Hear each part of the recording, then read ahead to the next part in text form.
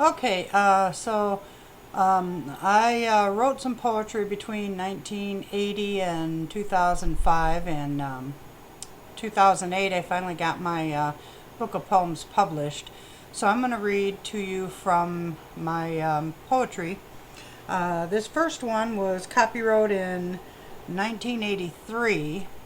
I did all my own copyrights, by the way, and this one was 1983. I wrote this one for my mother. It's called One Night with the Wise Old Man. I really felt depressed one day while walking all alone when I saw an old man gazing at a statue made of stone. I watched his eyes so cautiously as they glistened in the light. They seemed so very magical, they were so blinding bright.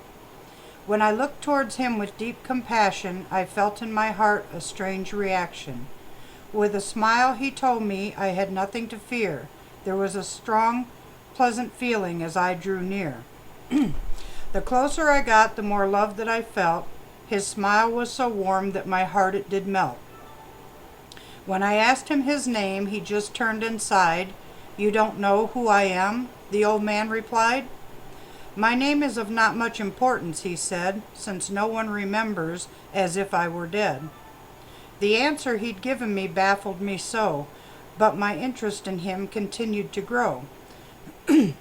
His beard it was long and so very white, and somehow it seemed to reflect the sun's light.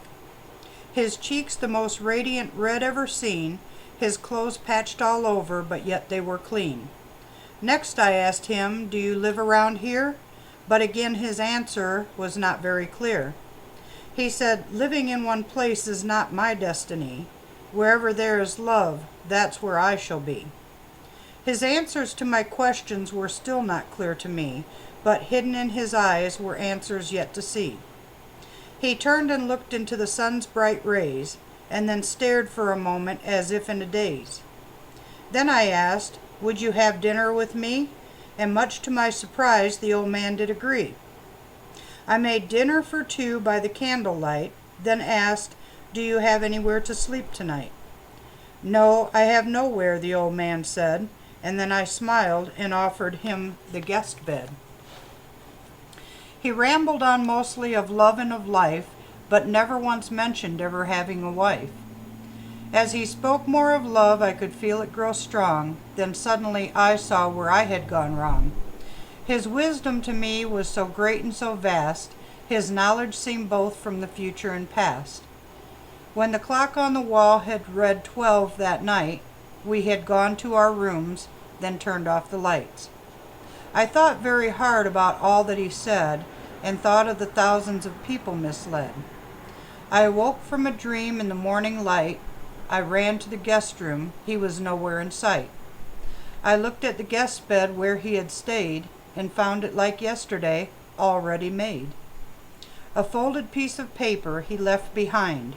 I looked for a signature, but it was not signed. As I started to read, the love it showed through. These words he had written showed that he cared too. "I thank you for dinner and the use of the bed, and special thanks for your kindness and love," it had said. I unfolded the paper and looked to see if he had written any more for me. When I looked at the paper, it was blank to my eyes, but then letters appeared, growing larger in size. I felt I was going completely insane, but from his words I knew wisdom I'd gain. These are his words, here's what they say: "Love for the Lord is the only way." So if my name's still not clear to you, then reading the Bible is what you should do. And then his letter had ended this way: "I pray we will meet again someday." Yeah, I wrote that for my mom years ago. Thought you might like that one.